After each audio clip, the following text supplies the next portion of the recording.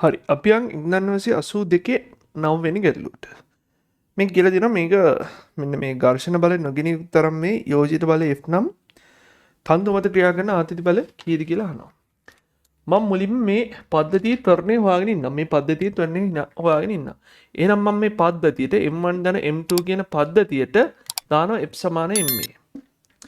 F සමාන MA දානවා ශල්‍ය වෙන දිශාවට. එයා මත ක්‍රියා කරන එකම බලය F පමණයි. ස්කන්ධය කීයද? M1 ධන M2. ඒකෙන් අපිට ත්වරණය හොයාගන්න පුළුවන්. මම ත්වරණය යුක්ත කරගන්නවා. ත්වරණය සමානයි F බෙදීම M1 ධන M2. ඔන්න ත්වරණය මම හොයාගත්තා. දැන් මං තන්තු වල ආතතිය යහන්නේ. තන්තු වල ආතතිය යහන්නේ. ඕන අපිට මෙයාට ආයෙ F සමාන MA දාන්න පුළුවන්. එහෙම නැත්නම් මෙයාට දාන්න පුළුවන්. මට හිතෙනවා මෙයාට දැම්මොත් බල දෙකක් තියෙනවා. කවුද?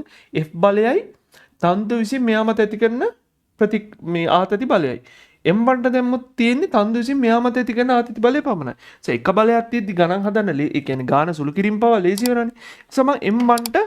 M1ට දානවා F සමාන MA. M1ට මං F සමාන MA දානවා. M1 ගේ බල රූප සරහන ඇන්දොත් මෙහෙමනේ. M1 මෙහෙම තියෙනවා. මේ මොකද්ද? තන්තුම විසින් ඇති කරන ආතති බලය. තන්තු විසින් M1 මත ඇති කරන ආතති බලය. එහෙනම් එයාට F සමාන MA දානවා M1ට විතරයි දාන්නේ F සමාන MA. M1 මත ක්‍රියා කරන සම්ප්‍රයුක්ත බලය කීයද? T. ස්කන්ධය කීයද? M1. වැඩි කිරීම ත්වරණය කීයද? පද්ධතියේ ත්වරණයම තමයි හැමෝටම තියෙන්නේ. ඒක මේක වෙන්න ඕනේ M1 ධන M2.